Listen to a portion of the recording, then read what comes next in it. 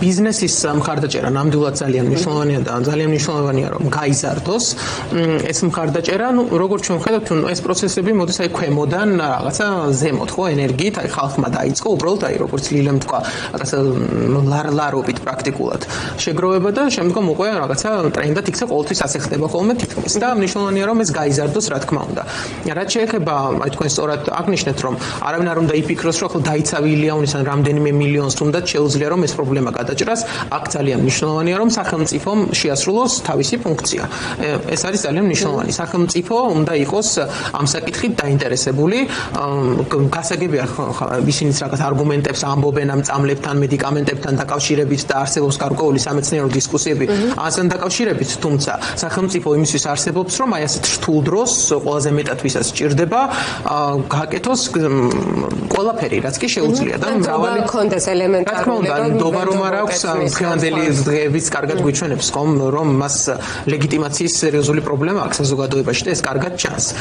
ამიტომ მნიშვნელოვანია რომ საზოგადოების ენერგია მათ შორის გამოყენებული იყოს იმისთვის რომ წნეხი მოახდინოს ხელისუფლებაზე რომ მან გადადგას ეს ნაბიჯები და უკვე რაღაცა თითქოს ბოლო 2 წელია განსაკუთრებით რაღაც ეს ხელისუფლების იმიჯად და პოზად იქცა რომ მაქსიმალურად მყარად უნდა იდგეს ფეხებზე საკუთარ ხალხთან არანაირი კომპრომისი არ შეუძლია ამას შეიძლება ახლა ხელისუფლების შენარჩუნებაში ეხმარებოდეს მოკლე პერიოდი მაგრამ არ ამგონია ეს გრძელვადიანად ჭკვიანური სტრატეგია იყოს ქართულ ხალხთან. აი სამეცნიერო დისკუსიას როცა ვახსენებთ და ყოველთვის შეიძლება არსებობდეს რაღაც სხვადასხვა ტიპის აზრები ან სამეცნიერო არგუმენტები.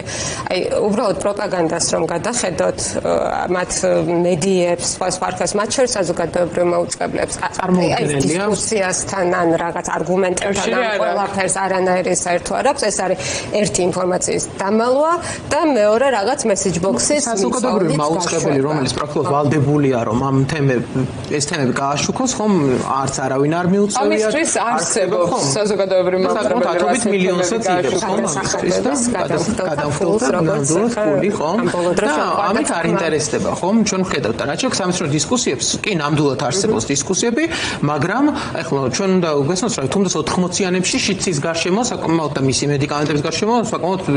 ვრცელი დისკუსია ყველაფერი იწყება რაღაცა დისკუსიებიდან ხომ ესე თავიდანვე სტანდარტიზებული მკურნალობის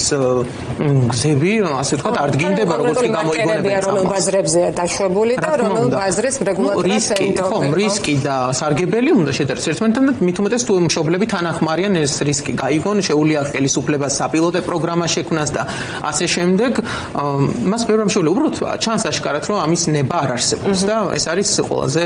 მძიმე სანახავი ნამდვილად. აქონდროპლაზიის ამბავიც ხო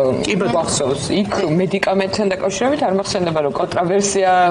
ყოფილიყო. რაღაცა მსგავსი არგუმენტები იყო. არა, იყო მსგავსი, ხო. ეხლა მაგალითად ტერმინალური სტადიის სიმსივნეები, ვისაც აქ კი ხომ, რომელსაც ვიცით რომ ეხლა მეოთხე სტადიის ბოლო როდესაც მისი სრულად განკურნება და გამოჯამთელება ვერ მოხერხდეს, მაგრამ სახელმწიფომ უარი უნდა თქვას მათ მკურნალობაზე საკმაოდ ძვირიან მედიკამენტებზე და თქვას რომ ნუ ეხლა ჩვენ ეს არ შეგვიძლია ეს სოციალური სახელმწიფოს იდეასაც ეწინააღმდეგება, რომელიც კონსტიტუციაში გვიწერია. ხო